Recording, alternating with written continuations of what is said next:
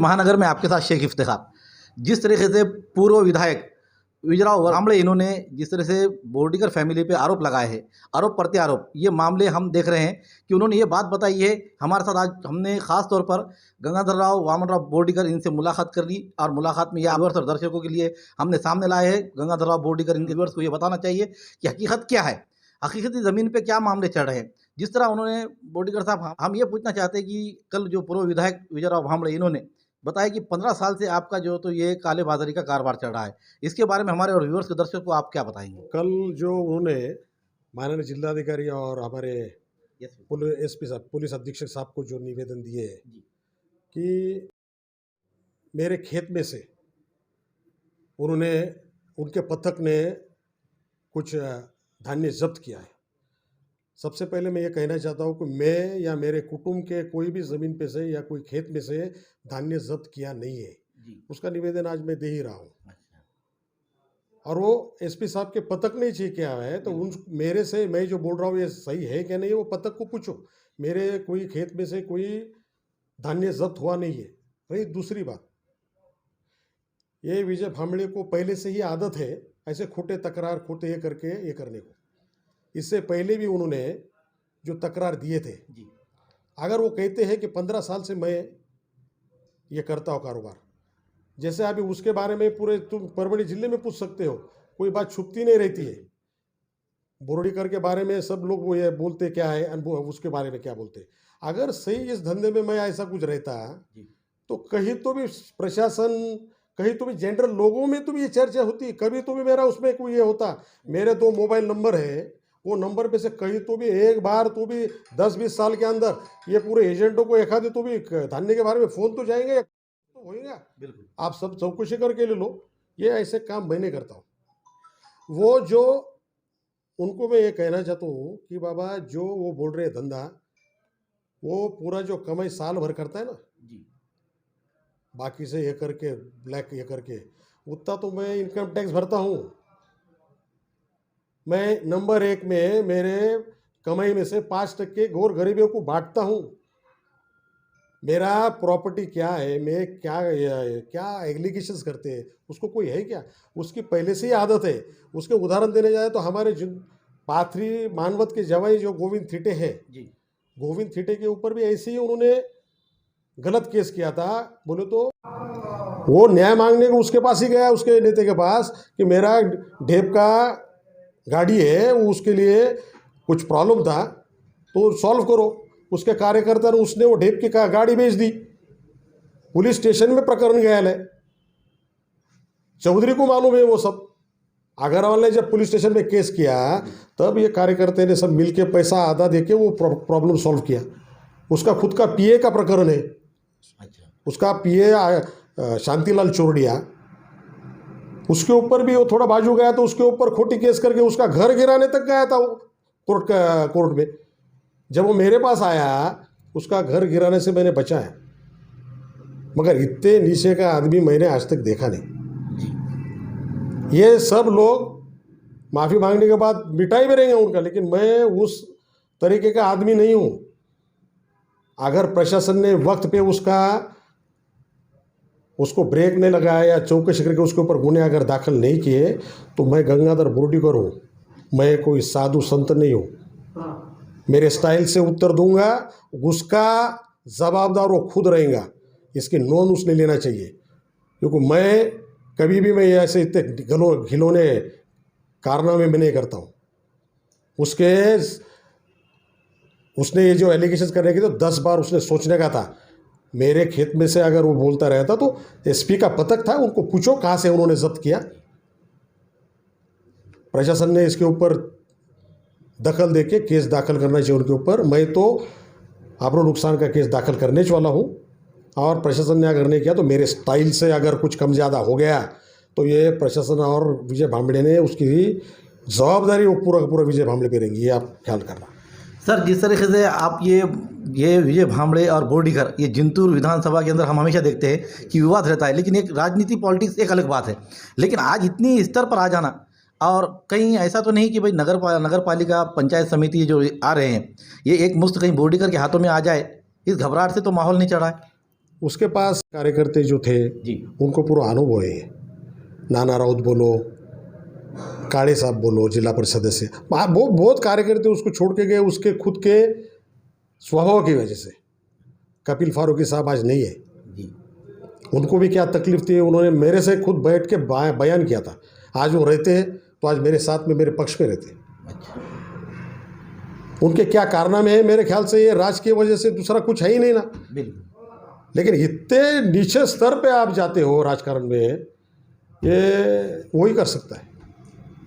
लेकिन मैं, हमारे बड़े भाई राम प्रसाद बोर्डीकर के जैसा नहीं, वो हमारे भोले महादेव है, मैं शिवा का अवतार हूँ, मैं ये खपा के लेने वाला आदमी नहीं हूँ। परभणी जिले में बोर्डीकर फैमिली एक ऐसी फैमिली मानी जाती है जिस फैमिली ने परभणी जिला ही नहीं, मुंबई जैसे शहर में जिंतूर के युवकों को काम पर लगाया है। पिछले 30 साल पहले से जिंतूर के सैकड़ों युवक यहाँ पर मुंबई में काम पर लगे हुए हैं, मंत्रालय में लगे हुए हैं और अलग अलग जगहों पर लगे हुए हैं। रोजगार इन युवकों को दिया हुआ है बोर्डीकर फैमिली की जानिब से। उसके बावजूद अगर ऐसे एलिगेशंस बोर्डीकर फैमिली पर लगाए जाते हैं सिर्फ इसलिए कि बीजेपी में बोर्डीकर फैमिली जाकर अपना भविष्य डबल से बनाने की कोशिश कर रही है, तो ऐसी सूरत में गंगाधर बोर्डीकर क्या लेंगे एक्शन? देखो, ये तो सबसे पहली बात है, आप जो बोले वो बात सही है। हजारों कार्यकर्ताओं को, हजारों युवकों को हमने नौकरी को लगाया है। और ख़ास तौर से आपको ये बताता हूँ कि बाकी लोग 4 पैसे लेके ही लगाते हैं। बोर्डीकर का एक ख्याति है, 1 पैसा ही न लेते, खुद को पैसे जाने के लिए भी दिए हमने बॉम्बे एपीएमसी के वहाँ। उनको उनके दर्जे के हिसाब से, उनके क्वालिफिकेशन के हिसाब से हमने नौकरी लगाई हुई है। हम करते सब कुछ जनता के लिए। अगर कोई ऐसा एलिगेशंस करता रहेगा, मुझे लगता है मेरे से ज़्यादा मेरे जो कार्यकर्ता हैं बोर्डीकर घराने के अलग अलग कार्यकर्ता हैं। दीदी के साथ में जो कार्यकर्ता है वो सौम्य है, साहब के साथ में जो कार्यकर्ता है वो भी समझदार और सौम्य है। मेरे साथ में जो मेरे कार्यकर्ता हैं ना, अगर उन्होंने मेरे स्टाइल से या उनके स्टाइल से अगर जवाब देना शुरू किया ना, तो शायद मुश्किल खड़ी हो जाएगी। मैं कहना चाहता हूँ कि ऐसे घिनौनी हरकत वापस ना करे वो, और उसकी माफ़ी मांगे। वो स्टाइल से अगर जब जवाब आप देंगे तो उनको ज़मीन कम पड़ जाएगी। श्योर। तो जिस तरीके से आज ये जो माफ़ी मांगने पर ये विवाद मिट सकता है, या फिर क्या मामला आएगा उसमें? कैसा है कि जनता के सामने पूरे ये जो हमारा परिवार का जो नाम है जी ठीक है, राजकारण सब करते हैं, मगर इस तरह से, इस हद से इतना नीचे जाके अगर ये करता रहेगा ना, तो इसको मेरे स्टाइल से जवाब देने से और दूसरा कोई पर्याय उठता ही नहीं।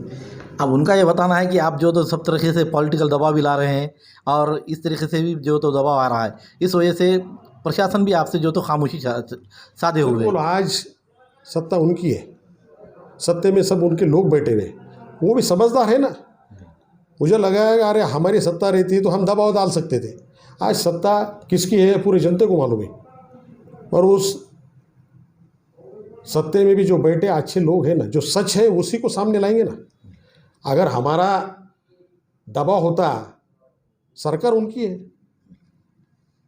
इसमें हमारा दबाव व्यवहार ऐसा रहता तो बिल्कुल उसमें विषय नहीं आता था। अगर वैसा कुछ होता है तो उनकी गवर्नमेंट है, चौकसी करके लो। भला अब जिस तरह आपने बताया कि उन्हें माफ़ी मांग ले, माफ़ी मांगने के बाद मांगने से नहीं होता है। पूरे जनता के सामने, मैं मेरी नहीं बोल रहा हूँ जी, उसने आज के पहले अनेक लोगों को बोगस केसेस किए, इसके बाद कोई आदमी के ऊपर बोगस केस करना नहीं, उसकी सज़ा उसको मिलेगी।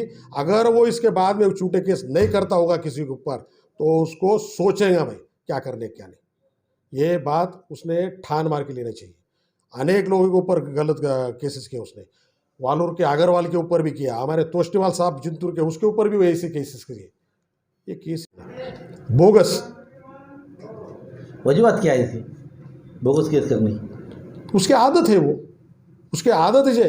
मैं जो बोल रहा हूँ वो एक, और आप मैंने जो जितने उदाहरण दिए आपको, पूछो आप गोविंद थेटे का उस 302 में हाथ है क्या, पूछो आप अग्रवाल जी का डेप का जो मैटर है वो गलत है क्या, पूछो आप शांतिलाल चौरड़िया जी को, उसका खुद का पीए जो 10-15 साल उसने पूरे अपने ज़िंदगी के उभरते दिनों में 15 साल उसको आमदार बनाने के लिए उसने पूरे दिन दिए उसके, उस आदमी का घर तोड़ने का वो सोचता है, उस आदमी की नीयत क्या सोचेगी आप?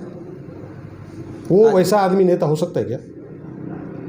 आज जो जिला अधिकारी थे और आप एसपी साहब से मिलकर क्या बात रख रहे हैं यार कि ये झूठी जो केसेस हुए हैं? मैं उनके पास यही रख रहा हूँ कि बाबा इसकी चौकसी जल्दी से जल्दी करो। आपके पास जो कल उन्होंने निवेदन दिए वो मेरे खेत में से कहीं भी जब्त हुआ नहीं है। आप वो वहाँ पूरा चौकसी करके उसको डिक्लेयर करो कि वहाँ कहाँ से उन्होंने जब्त किया है और उसके ऊपर केस दाखिल करो। मैं तो डिफेमेशन का केस तो दाखिल करने ही वाला हूँ। अगर उन्होंने नहीं किया तो मेरे जो अनुयायी है उन्होंने अगर कुछ कम ज़्यादा किए तो उसके ज़िम्मेदार मैं या मेरे लोग नहीं रहेंगे, उसके ज़िम्मेदार वो खुद विजय भामरे रहेंगे। अब उनका ये बताना रहता है कि भाई जहाँ पर वहाँ पे कालाबाजारी हो रही है जिस तरह से अनाज की, उसके जो वहाँ के जो दुकानदार है वो गंगाधर राव बोर्डीकर से मिले हुए हैं। इसके बाद है ना जी 15 साल का पूरा इतिहास मेरे पूरा मोबाइल सर्च निकाले हो। मोबाइल मेरे पास 2 नंबर है। अगर एक भी एजेंट के पास 10 साल में एक बार भी बात किया कि उन्होंने मेरे को बात की या कोई जनता, ये छुपने वाली बात नहीं है। कोई कुछ भी करता है ना तो उसका जनरल लोगों में चर्चा होती रहती है, उनको मालूम होती रहती है, प्रशासन को मालूम रहता है। ठीक है, प्रशासन नहीं बोलेंगे दबाव के नीचे क्योंकि बेचारे वो नौकरी वाले रहते हैं। जनरल लोग तो बोलते हैं। कहीं तो भी मेरा नाम कहीं आता था ना। अगर वैसा रहता था, अरे मैं इनकम टैक्स की मैं वही आपको बोला कि मैं जो वो बात करता है जिंदा उसका साल भर का इनकम जो इधर उधर से लाता है वो उतना तो मैं टैक्स भरता हूँ। और वो मेरे को बोलता है अरे साल भर में मैं करोड़ों रुपए का मैं दान देता हूँ नंबर 1 में। मेरी खेती भी 15 जन को करने के लिए बोले तो उनको करने का, और उसने खाना, मेरे को कुछ एक पैसा देना नहीं, ऐसे करके दी हुई मैंने 15 लोगों को। मेरे बाप दादा की मेरे हिस्से की 110 एकड़ मेरे को आई हुई है। वो 110 एकड़ भी पूरे के पूरे कार्यकर्ते जो मेरे जो गोर गरीब है उनको दिए। पूछो उनको वहाँ आके, क्या मैं लेता उसमें वो करके वही खाते हैं, उसको ये कर देते मेरी खेती। पूछो लोगों को। और मैं ऐसा करूँगा? ये 100-200 उसके बारे में पूछो ना जनरल में क्या है। लोग जनरल लोग क्या बोलते हैं उसके लोग बोलेंगे, उसके कार्यकर्ता बोलेंगे क्या है क्या नहीं। वो उसका जो स्वभाव है उसकी वजह से ही ये सब लोग उसके विरोध में चले गए। आदमी नहीं हूँ कि जो ये सब शांत बैठ के सही लूँगा। मेरा स्वभाव अलग है, वो उसी को मालूम है। और मेरे ऊपर जो पीछे केसेस भी हुए थे झगड़े के, दूसरे केसेस नहीं, मेरे को ये अन्याय पसंद नहीं है। मेरा एक भी केस नहीं। मेरे कार्यकर्ताओं को तकलीफ हुई तो घर में घुस घुस के मारा मैंने। कोर्ट ने पूछा कि तुमने ये किया, मैंने बोला मैंने ये किया हुआ है, लेकिन बाकी जो मेरे साथ में जो दूसरे आरोपी थे उनको तुम पूछ लो। जो किया है मैं बोलता हूँ, वो नौबत वापस आना नहीं चाहिए। चढ़ रही है अभी वहाँ पर जो कीर्तन की मेला भी चढ़ रहा है, जो हज़ारों लोग जमा हो रहे हैं। आज कोरोना काल का माहौल है, ऐसे इसमें प्रशासन वहाँ परवानगी की इजाज़त किस तरह दे रहा है? सही बात ऐसी है कि वो एक ये मसला अलग है। अब इसमें मैं ज़्यादा बोलना नहीं चाहता हूँ। ठीक है, कीर्तन भगवान का रहता है, लोग आते जाते, हमारे भी लोग भी आवाज़ जाते रहेंगे। थोड़े सब ने अपना प्रिकॉशंस लेना, एतबार लेना सबने कि जो फैलना नहीं चाहिए। ये प्रशासन को मदद करना उन्होंने। अब इसके बारे में मैंने ज़्यादा बोलना मुझे नहीं लगता है कि मैं मुनासिब समझे सर। अब ये प्रकरण से हम ये समझेंगे कि गंगाधर राव बोर्डीकर आप खुद मैदान में उतरेंगे आने वाले इलेक्शन में, जैसे नगर पालिका पंचायत समिति में? आने वाले दिनों में नहीं, मैं पहले से ही मेरा घर का कुटुंब का मैं बैकबोन हूँ जी। आज तक समझो मेरे भाई भी अगर याद है, मेरे भाई को राम समझता हूँ, उसका लक्ष्मण मैं हूँ। अगर आज से आप बोल रहे तो आज से नहीं, मैं गए 25 साल से मैं मेरे फैमिली का मेरा बैकग्राउंड मजबूती से मैं संभालता हूँ। ऐसा कुछ नहीं कि मैं खुद, मेरे साथ में मेरे फैमिली के जो लोग हैं, मेरे कार्यकर्ता की जो खड़े हैं, उनके लिए तो मैं दिनों जान से एक करके करता हूँ। शायद उनको लग रहा है कि अगला कैंडिडेट उसके विरोध में मैं ही हूँ, और उस डर से वो सोचता रहेगा तो सही है। हम घर बैठ के हम डिसीजन लेते रहते।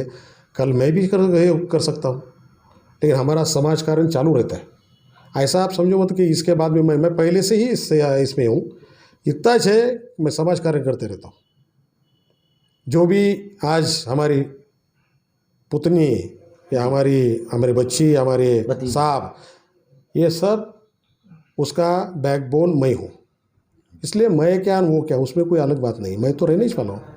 ये थे हमारे साथ गंगाधर राजीव बोर्डीकर, जिन्होंने ये बात बताई है कि अगर से मैं इस गुनाह में रहता हूँ तो जो बोले वो सज़ा लेने के लिए तैयार हूँ, लेकिन बिला वजह के इल्ज़ाम मैं अपने आप को सहन नहीं करूँगा और ना ही सहूँगा, ना मेरे कार्यकर्ता सहेंगे। जो थे राम प्रसाद बोर्डीकर, जो राम की तरह रहते हैं, उस तरह मैं नहीं हूँ, ये उनका बताना है। अब इस बात को लेकर अब ये मामला किस रुख पर बदलेगा और किस मूड बदलेगा, ये आने वाला समय ही बताएगा। हमारे न्यूज़ आपको किस तरह पसंद आ रहे हैं, इसके लिए लाइक कीजिए, शेयर कीजिए, कमेंट्स कीजिए, सब्सक्राइब करना ना भूलें। Subscribe now and press the bell icon. Never miss an update.